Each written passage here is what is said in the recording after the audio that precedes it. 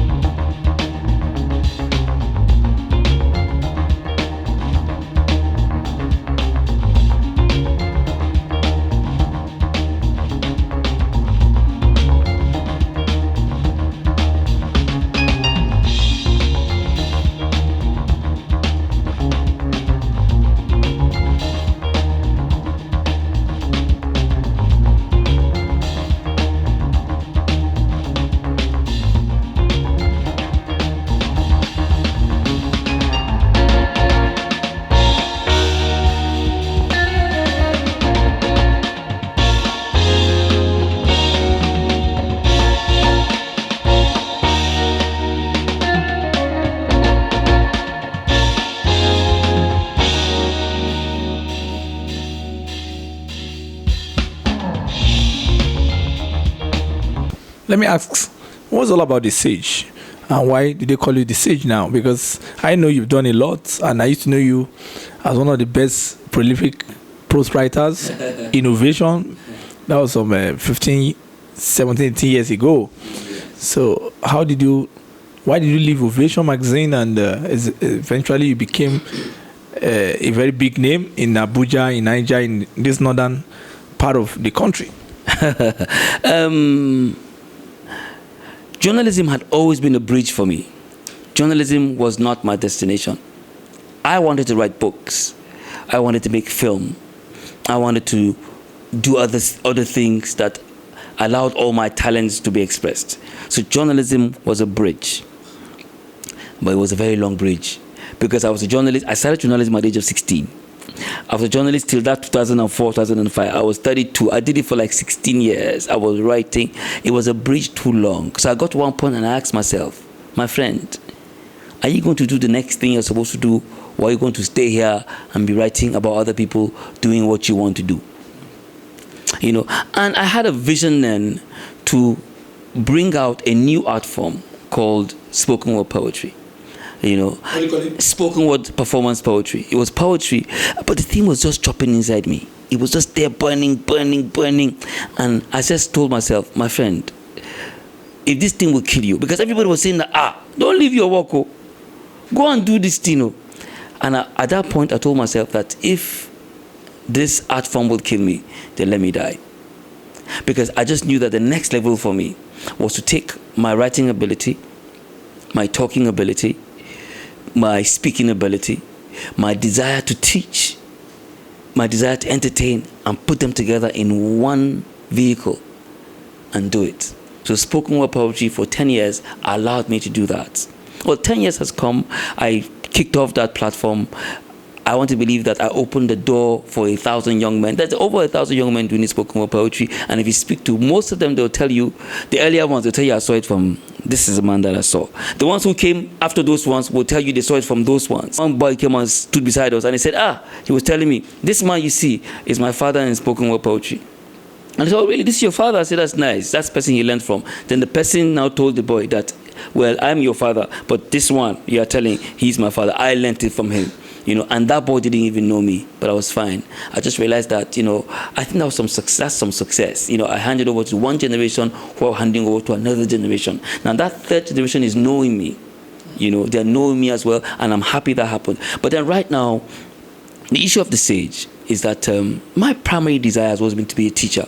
I want to teach people wisdom. I want to teach people, life. I noticed that we live life not knowing where to go, what to do. I am not a motivational speaker.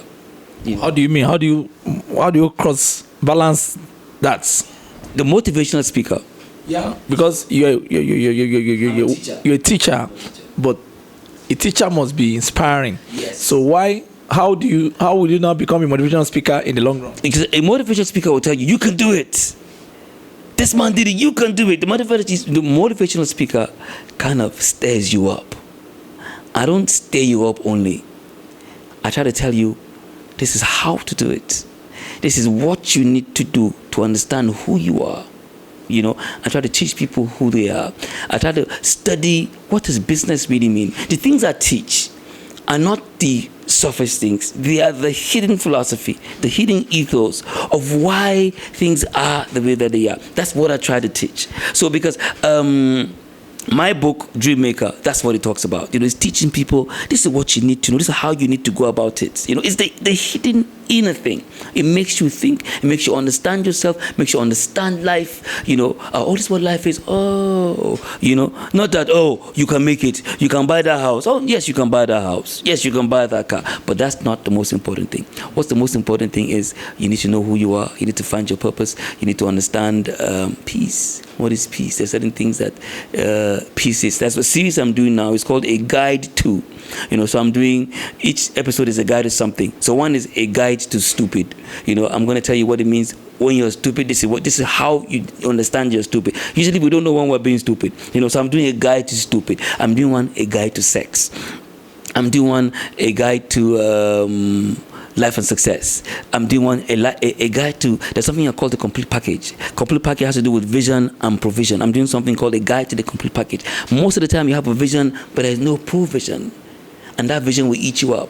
So you have to learn the secret of getting the complete package. I have the vision. How am I going to get the provision? What's the timing for my vision? For my, all those kind of things. This is the things I like that I'm teaching right now. So I've moved from journalism to spoken word poetry, writing books, and now I'm facing teaching. And then I asked Femi Adesina earlier on about new media. I've understood the next level for a writer, what a writer should do next, and I'm trying to throw myself into it from the year 2020 now. Not just books, but something else. What do you call it? Not just books, something else. Okay. I'm going to do, they're doing audiobooks now. Audiobooks? Yes, you talk the book, because people... Somebody hear me? Fantastic. So I have an audiobook as well, but I also want to do an audiovisual book. So I'm going to use all my talent. My writing, I've written it as a book. My voicing, I've spoken it. Then I'm going to now create images that fit it. Because I realize that the new platform for content is no longer just a printed page. The new platform for content is visual, social media, other aspects, and in different ways. You can't, you know what I'm saying? Yep. It can be 5 minutes, it can be 10 minutes. Writers and communicators have to join this new. Years ago, how did communicators communicate? Verbally only. At some point when the printed page came, Communicators started writing in books. But now there's something else. Television came, they moved to TV, but now there's something else. Communicators need to adapt. So that's what I'm trying to do. Adapt to the new platform, the new technology that is driving what storytelling is. I want to ask you this question. How profitable is written word poetry? I mean, you see the likes of Alibaba, they're cashing in 5 million per show. Likes of Bakassi, they're getting something average, range of 500,000, 1 million for a show. Even TA that used to be making money before, at least for now, you can make something like 200,000, 150. Then people like our very good friend Teju Babyface, is making so much from talk show. It's making so much from even writing books, and it's making so much from motivation. So how reasonable, profitable is spoken word poetry? Spoken word poetry is not really profitable. Now, a poet must understand who he is. A poet must remove his eye from what the comedian is getting. A poet must take his eye off what a singer is getting. A poet must take his eye off what a writer, what an actor is getting. But by taking off, I don't mean not aspire to get the same thing. But a poet must understand his role. A poet is the curator of a culture and a civilization. I tell people that you know the future of a culture by listening to the poets. You know, we do the things that is under. It's the spoken word that's bringing us on top. But what we're doing is the one that is under. The comedian makes you laugh, makes you happy. A poet can make you angry, can make you sad. You know, nobody's paying for sad. People would rather pay for happy. That's why the comedian is going to get what he's getting. People rather pay for good feeling. That's why the singer is going to get what he's singing. But the poet is going to come and rant and rave and rage. Why do I rage? I ask myself because I was told a lie that I couldn't fly, so I live my life by the lie, and now I rage. I know he's angry. Who wants to pay you money for anger? People are celebrating their birthday, you come and you're shouting. You know, so you need to understand your place. So it's a tough call. But then we can find a way to balance it. We can find a way to make sure that we're getting something. Now, I'm glad you asked this question, but this is what I know about poetry. Things like this kind of art form, what we need is patronage. Shamefully, it sounds like begging. But what poets require, what poets need is patronage. People who are custodian of culture, of civilizations, of countries, of societies need to come in and say, you know what, there needs to be a fund somewhere for these people to have something. It's not for them to drive Mercedes-Benz. No, it's for them to eat food and live in a house so that they're not really begging. It's not for them to wear designer, but let them wear coats, even if it's second-hand. Let them just look a bit all right. You know, poets are like lecturers. You know, if you give lecture, I tell you this, my brother, if you give lecturers plenty money, they won't be studying anything anymore. They should get their worth. You know, I'm not saying lecturers shouldn't be paid. They should be carried away with the money. You'll become glamorous. Yes, you just you have 200 million, 500 million. What book you want to be reading? You know, you're too excited. I'm going to Switzerland. You're going. You know, you need to be too. But I am not saying that we should be writers and poets should be poor. But I'm saying we need to understand our role, understand our position, understand what our role demands of us. You know, so we get something, we work towards getting something. But I believe, I remember a friend of mine, Chika Unigwe. She told me when she was writing in Holland, the government was giving her money every day. Say, hey, Chika, you're writing book, Abi? Okay, don't go and work. Every month come and collect some more money. Go and sit down and write. That's what we need. Something. I remember that one of these Nigerian poets, what's that his name? That Yoruba guy with the dreadlocks. One time I remember that he said something about the government of Canada giving him some allowance. That's what poetry needs. You know, we need support. So because we are the custodian of the future. It is the things we say. It's very subliminal. The things we say will affect the students, will affect the other writers, will affect the people who draw, will affect the people who are living in society. It's so subtle, so subliminal, you can't even tell. But it's affecting them and affecting how society develops or what it becomes. I always say you can tell the civilization and the culture of a people by listening to what their poets are saying. So, and if people want to call you for maybe an event, how do they go about it and how do they get you? I mean, I've seen you on quite some television programs in southwestern Nigeria, and you've been able to gain your ground in northern Nigeria, especially in Abuja and Niger State. So, but if people want to reach out to you to get you for an event, to come and do your presentation, maybe move emotions, saturate emotions, massage, orientation, and all that, how did they go about it? Well, my social media is very open. Sage Baba, SAGEBABA, Sage Baba. Twitter, Instagram, and on Facebook is Sage Hassan, SAGEHASSON, and let's call it again. SAGE, Sage HASSON, Sage Hassan on Facebook, and sagehassan@gmail.com. It's my name, but it's a bit twisted. sagehassan@gmail, Sage Hassan Facebook, or Sage Baba on Instagram, on Twitter. Wherever you reach me, I'll be there. And the phone number, I have a very simple phone number that you can send me a message on: 0813-777-1000. 0813-777-1000. Send a text, I'll get back to you definitely. 777 really a number? Yes. Then let me take you back to the days of OVATION. I mean, in those days, a lot of people respect you for your power of prose. You are the only journalist that travels somewhere, and you are in the plane, and you are writing on how the plane took off, and the goat you are seeing in the window of the plane, and even when the plane is landing, and all the pans and everything. Yeah. So where did you get all this? It was a poetry. It was a poetry just boiling inside me. I needed to be poetic. I needed to bring out. I wanted people to read beauty. I didn't want hard journalism. I wanted beauty. I want you to read things and you feel beautiful. And I actually wanted to transport my readers into the event. I want you to feel that you're there. I want you to see the things that other people are not seeing. So, I talk about the whole thing. I would describe it. I just loved the idea of just writing like that, just making it beautiful. That was just the goal, And when you left, there was anger. Really, why do you leave OVATION? Because a lot of people are feeling maybe you are not well paid or you are not well pampered, because a very reasonable person would have liked you to be around. I mean, creative people and all that. So when you left, you was shocked that were you fired or you fired your boss? It was a bit of both. There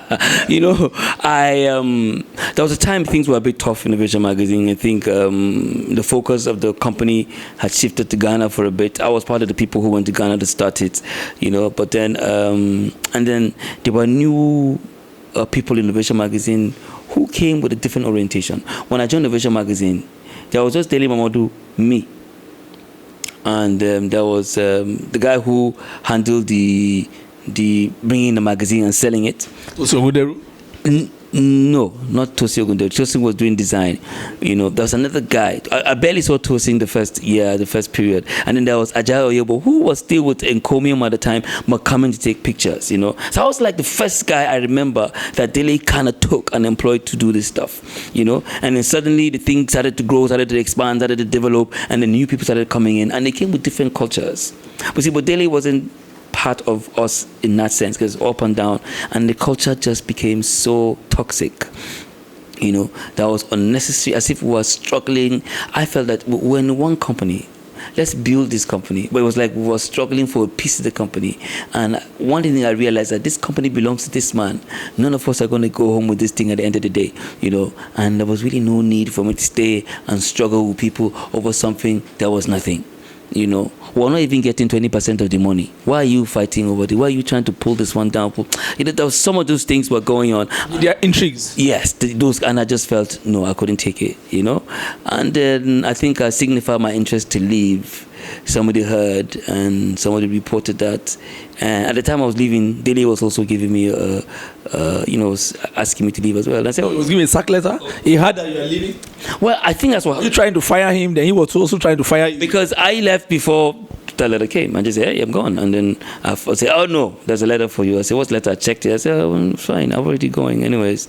And that was a tough year for the company. Funds were a bit low. But, at the end of the year, I was able to survive and move. And then, like I said, the dream for spoken word was just in my spirit, burning. And I spent the next 1 year just building that career. And before I ask the last question, can you really inspire a lot of, can you encourage a lot of young people to go into the world's spoken poetry as an industry and as a sector? Because it was Sammy Hassan, the sage, that we first saw doing all this stuff on radio, on television, and even on the social media. So can you inspire a lot of people? What do you think is going to be their reward in an age whereby young people want to do Yahoo, want to do music, want to go to the studio and release the next hit album, want to do either Yahoo or Yahoo Plus or something fast that can bring fast money? So do you think they can do something that is intellectually grounded like that? Like I said, when I started, it was just me. I remember seeing, there were one or two other people, yes. And then a year later, they were like 20. In the last couple of years, I have seen hundreds. I have gone to a spoken word slam. Slam was where spoken words people meet to compete. The thing I heard, even the ones in America cannot do it like that. It has grown. So, can I inspire people to come in? I think I have. I think I've done my part, because I know there are hundreds. In Lagos, there are hundreds. In Port Harcourt, there's the whole community. In Jos, I just went to speak in Jos last Friday on Plateau Creative Conference, and the number of poets that I saw was like, what? There are as many as the rappers in Jos right now. There are as many as the singers. Spoken word, everybody. And I called them, do for me. They'll just perform. Let me hear yours. And I'm thinking, what's going on? I've been to Port Harcourt a lot. I heard that my friend runs a radio program in Port Harcourt for poets. You come there, the studio is full. Let me, my turn, the whole 2 hours, poets. I went to 2 different events in Port Harcourt, poetry. Onitsha, was it already? One were doing the thing in Port Harcourt, some from Onitsha already. They gathered themselves, plenty came. I said, already again, you people are also doing it. Then I found out that in La Pai, that's my local government in Niger State, in the university, that time, there were a group of people doing it. And then I realized that there's like, everywhere you go on campuses, there's a number of people doing it. So yes, there are a lot of people doing it. My only suggestion to poets is, do the spoken word poetry, but find another expression. Maybe stage drama. Do a one-man show, maybe film, maybe television, maybe radio, maybe writing. Some of the poets I know, they are writing books. Some of them have worked with me as editors or as assistant writers. Some are writing books and publishing. Just find something else to do as well, so that in those times when the thing is a bit dry, the hunger will not drive you away. Why do you keep your hair? You have white hair. Is it the one you design or the one God gave you? This white hair is the one that writing book gave me. My brother, this white hair is just coming out. Every time I write book, new white hair will come out. The kind of clients I have who give me books, right? They're always saying, write this book in 2 weeks, write this book in 3 weeks. And instead of to tell them, this book should take 6 months, they say, we have to launch it by November.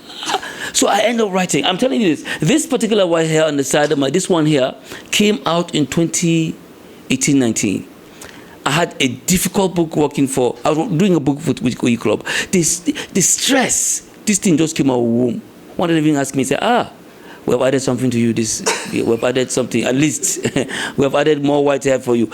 I'm telling you, every book, so I'm thinking, maybe if I stop writing too much, this white hair will go. But, ladies and gentlemen, I'm not that old though. I'm just near 50. I'm not that old. I mean, I shouldn't be having this kind of hair. This hair should come in the next 15 years or so. But we're here already. God helping us. Another girl we want to know if you are married. No. Are you searching? No. Why? I think because I'm involved.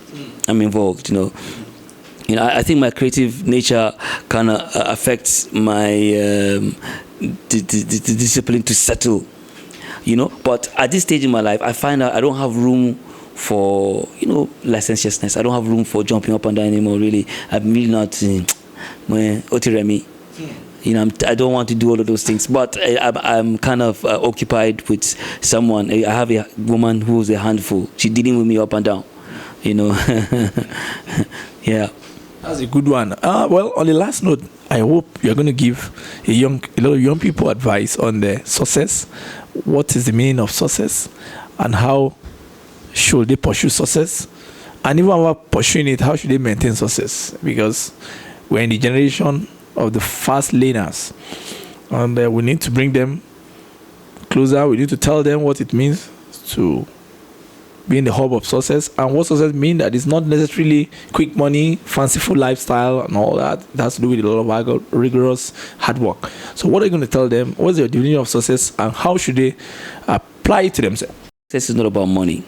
Success is not money. Money is money. House is house.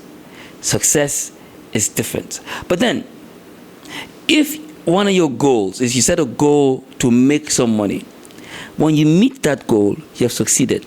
You have not succeeded because you have money. You succeeded because you met the goal. Even if the goal is to make money.